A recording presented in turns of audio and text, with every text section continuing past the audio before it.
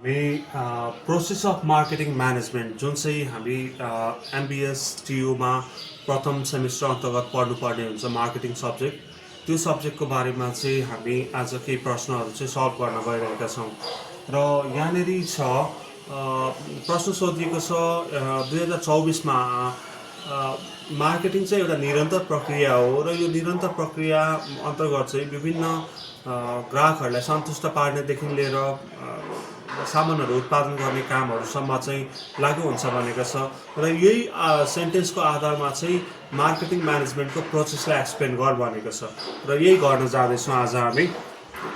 Process of marketing management भन्दाखेरि चाहिँ marketing management भनेको चाहिँ सम्पूर्ण प्रक्रिया जुन चाहिँ सामान एउटा उत्पादन गर्नेदेखि लिएर त्यो सामानलाई च्यानल्सहरूको थ्रुबाट बजारमा लग्ने र बजारमा लगिसके पछाडि कस्टमरहरूले चाहिँ त्यो सामान खरिद गरेर त्यसको सन्तुष्टि प्राप्त गर्ने र थप अझै कुरा चाहिँ सन्तुष्टि प्राप्त गरिसके पछाडि त्यसको आफ्टर सेल्स सर्भिससम्म पनि जाने प्रक्रिया समग्रलाई चाहिँ हामी मार्केटिङ म्यानेजमेन्ट भन्छौँ। र मार्केटिङ म्यानेजमेन्टमा चाहिँ अहिले मार्केटिङ म्यानेजमेन्ट को विकसित रूप हामीले देख्दा देख्दै अहिले आएर मोडर्न मार्केटिङ कन्सेप्टमा चाहिँ मार्केटिङ म्यानेजमेन्टको कन्सेप्टमा चाहिँ कस्टमरको सेटिस्फ्याक्सनलाई चाहिँ सबभन्दा बढी ध्यान दिएको चाहिँ हामीले पाउन सक्छौँ। र यहाँनिर चाहिँ सबै कुराहरू चाहिँ म्याटर गर्दछन् मार्केटिङमा भन्ने कुराहरू पनि हामी थाहा पाउन सक्छौँ। त्यही भएर चाहिँ मार्केटिङ म्यानेजमेन्ट भनेको चाहिँ प्रोडक्टको म्यानेजमेन्ट हो, प्राइसको म्यानेजमेन्ट हो, प्लेसको म्यानेजमेन्ट हो र प्रमोसनको म्यानेजमेन्ट हो। यो चारवटा तरिकाले चाहिँ हामीले एउटा मार्केटिङले चाहिँ एउटा प्रोडक्टलाई इन्ट्रोड्युस गर्न खोज्छ र त्यो इन्ट्रोड्युस गरेको प्रोडक्टलाई चाहिँ बजारमा लग्न खोज्छ र बजारमा लगेको प्रोडक्टको बारेमा चाहिँ जानकारी दिन खोज्छ र फाइनली चाहिँ कन्ज्युमरहरूलाई चाहिँ कन्ज्युम गराउनको लागि चाहिँ उसले अग्रसरता चाहिँ खेलिरहेको हुन्छ। र त्यो कारणले हामी मार्केटिङ म्यानेजमेन्टलाई यही तरिकाले बुझ्न सक्छौँ। अब यसमा हामीले दैनिक रूपमा हामी बजारमा गएर सामान किन्ने बेच्नेदेखि लिएर हामीले चाहिँ विभिन्न सामानहरू खपत गर्नेदेखि लिएर यो सबै प्रक्रियाहरू चाहिँ मार्केटिङमा पर्दछ। हामीले एउटा इमेजिन गरौँ एउटा पे मार्कर छ र यो मार्कर बनेदेखि मेरो हातसम्म आइपुग्दाखेरिको सम्पूर्ण क्रियाकलापहरू चाहिँ मार्केटिङले ओगटेको हुन्छ र यही अनुसारले हामीले मार्केटिङलाई चाहिँ डिफाइन गर्न सक्छौँ। यसका केही वरपरका कुराहरू पनि हामीले चाहिँ डिफाइन गर्न सकिरहेका हुन्छौँ है त।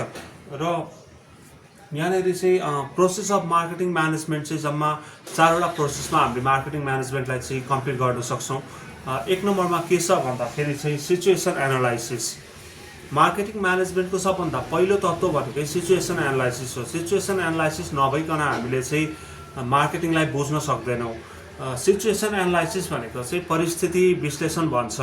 परिस्थिति विश्लेषणमा चाहिँ हामीले कम्पनीको मार्केटिङ अर्गनाइजेसनको इन्टरनल इन्भाइरोमेन्ट जुन चाहिँ संस्थाभित्र रहेको इन्भाइरोमेन्ट र संस्था बाहिर रहेको एक्सटर्नल इन्भाइरोमेन्टलाई चाहिँ हामीले अनुसन्धान गर्नुपर्ने हुन्छ।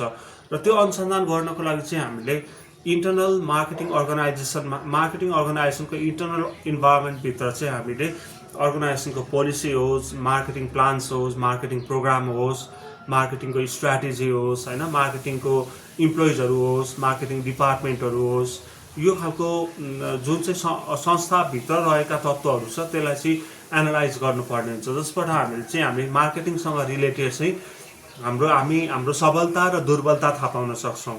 भनेको स्ट्रेन्थ र विकनेस थाहा पाउन सक्छौँ र त्यो स्ट्रेन्थ र विकनेसलाई हामीले चाहिँ घटाएर स्ट्रेन्थलाई चाहिँ बढाउने कामहरू गर्न चाहिँ हामी सक्षम हुन्छौँ, जसले गर्दा ग्राहकहरूलाई चाहिँ हामीले सन्तुष्टि प्रदान गर्नलाई चाहिँ हामीलाई थप हौसला मिल्छ।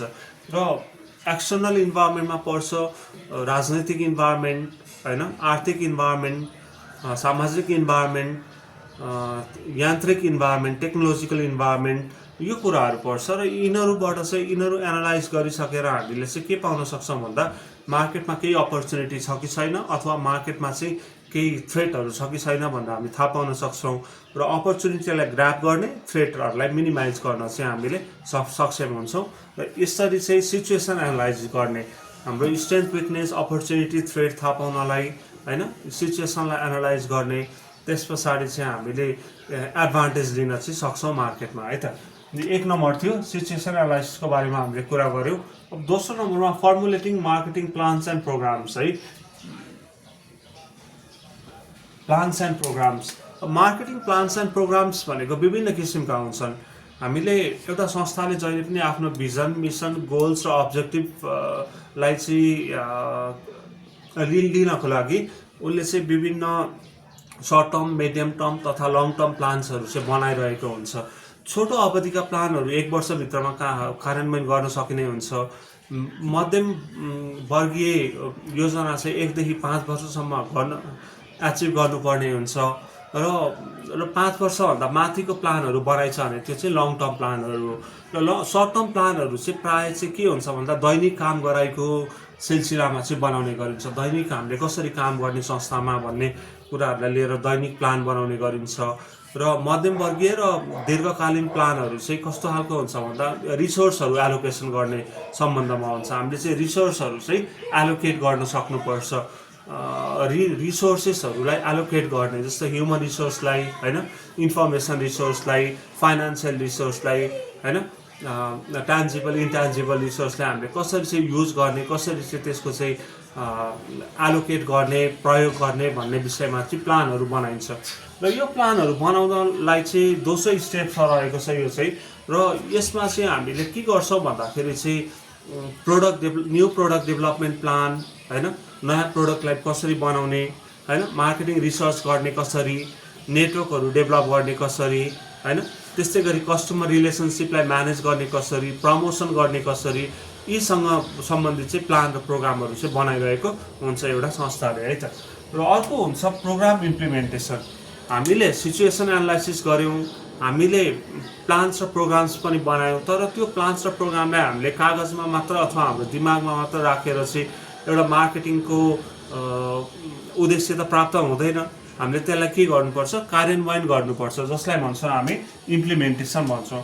यो इम्प्लिमेन्टेसन कार्यान्वयन गर्नको लागि चाहिँ हामीले के गर्छौँ त भन्दा रिसोर्सहरू एलोकेट गर्छौँ। मार्केटमा लगेर चाहिँ हाम्रो कामदारहरूलाई चाहिँ, हाम्रो इम्प्लोइजहरूलाई चाहिँ मार्केटमा कसरी अपरेट गर्ने, कसरी चाहिँ मार्केटमा कस्टमरहरूसित डिल गर्ने होइन, उनीहरूसित लङ टर्म म्युचुअली सेटिस्फाइङ रिलेसनसिपहरू कसरी मेन्टेन गर्ने होइन।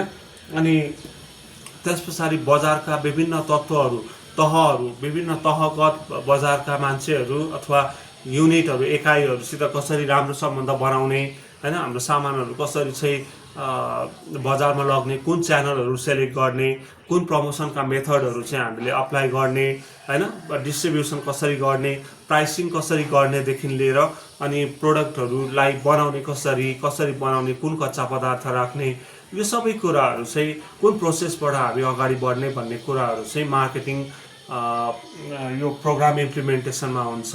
र यहाँनिर रहेर चाहिँ हामीले संस्थाको संरचना पनि तयार पार्न सक्छौँ। मार्केटिङ इम्प्लिमेन्टेसनमा संस्थाको संरचना भनेको अर्गनाइजेसन स्ट्रक्चर बनाउन सक्छौँ, जहाँनिर बसेर चाहिँ विभिन्न एकाइहरूसित सम्बन्ध राखेर चाहिँ मार्केटिङ डिपार्टमेन्ट एक्लैले मात्र होइन कि मार्केटिङ डिपार्टमेन्ट र finance, human resource, technological department, research and development department, यो सबै डिपार्टमेन्टहरूले चाहिँ क्वालिटी एस्युरेन्सको लागि चाहिँ काम गर्न सक्ने अवस्था चाहिँ कसरी सिर्जना गर्न सक्छौँ हामीले, त्यो कुरातर्फ चाहिँ हामीले ध्यान दिनु पर्ने हुन्छ। यो चाहिँ यो रहेको छ प्रोग्राम इम्प्लिमेन्टेसनमा। यो भनेपछि कार्यान्वयन हो। यो हाम्रो फर्मुलेटिङ मार्केटिङ प्लान भनेको चाहिँ प्लानिङ टु वर्क हो। अनि यो भनेको चाहिँ वर्किङ अफ प्लान हो, प्लानलाई काम गर्ने हो। अब मार्केटिङ कन्ट्रोल हुन्छ। फाइनल्ली कन्ट्रोल भनेको सिम्पल छ, एउटा स्ट्यान्डर्ड सेट गर्ने, त्यो स्ट्यान्डर्डलाई मिट गर्न खोज्ने, त्यो स्ट्यान्डर्ड मिट भएर भने किन भएन भनेर हामीले त्यसको अनुसन्धान गर्ने र त्यसको फिडब्याक लिएर चाहिँ दोहोऱ्याएर हामीले त्यो गल्तीहरूलाई चाहिँ सुधार्न सकौँ, त्यही हो कन्ट्रोल भनेको। र मार्केटिङ कन्ट्रोलमा चाहिँ हामीले इम्प्लिमेन्ट गरेको प्रोग्रामहरू चाहिँ स्ट्यान्डर्डसँग मिट भयो कि भएन, कम्पनीको स्ट्यान्डर्ड अथवा मार्केटको स्ट्यान्डर्डसँग मिट भयो कि भएन भने के कारणले भएन, कहाँनिर कमजोरी देखियो, र त्यो कमजोरीलाई हामीले नेक्स्ट टाइम प्लान इम्प्लिमेन्ट गर्दाखेरि, नेक्स्ट टाइम यो प्रोसेस फलो गर्दाखेरि इम्प्लिमेन्टेसनको फेजमा आएर चाहिँ हामीले कहाँनिर सुधार गर्न सक्छौँ र त्यसबाट हामीले के पाठ सिक्न सक्छौँ भन्ने कुराहरू चाहिँ मार्केटिङ कन्ट्रोलमा रहेको हुन्छ है त। अब चाहिँ हामीलाई एउटा प्रश्न सोधिएको छ, how does relationship marketing help for the customer value and satisfaction. Customer value र सेटिस्फ्याक्सनलाई चाहिँ रिलेसनसिप मार्केटिङले कसरी हेल्प गर्छ भन्ने कुराहरू चाहिँ हामीले पढ्नुपर्ने हुन्छ। र यो पढ्नको लागि चाहिँ हामीले रिलेसनसिप मार्केटिङ भनेको के हो बुझ्नुपर्छ र कस्टमर भ्यालु र कस्टमर सेटिस्फ्याक्सन भनेको के हो बुझ्नुपर्छ। कस्टमर मार्केटिङ रिलेसनसिप मार्केटिङ भनेको चाहिँ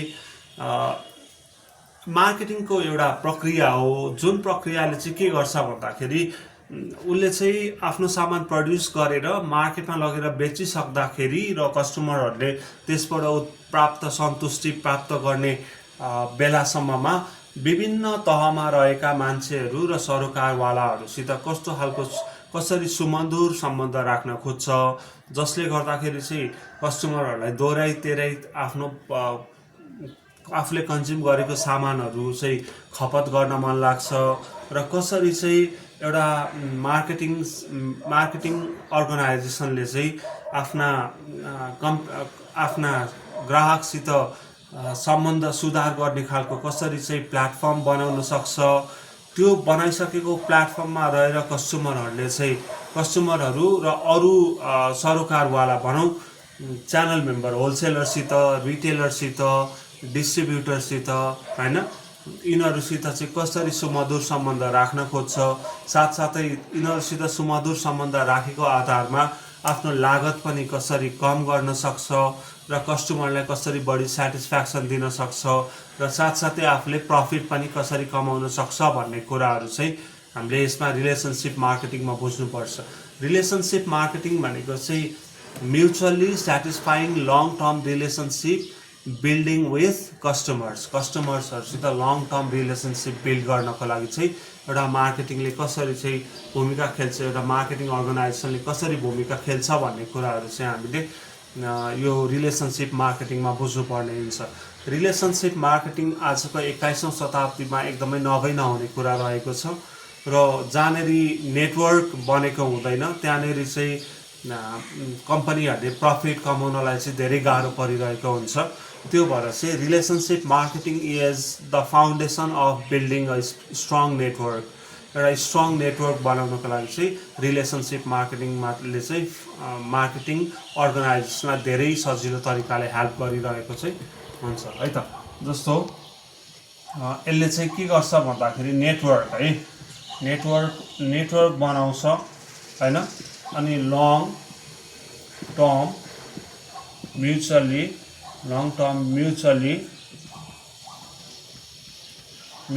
satisfying relation, long term mutually satisfying relationship. Mutually भन्ने बित्तिकै एकअर्कालाई चाहिँ सहयोग गर्ने खालको, कस्टमरले पनि मार्केटिङ अर्गनाइजेसनबाट सन्तुष्टि प्राप्त गर्छ र मार्केटिङ अर्गनाइजेसनले पनि कस्टमरसितबाट सन्तुष्टि प्राप्त गर्छ।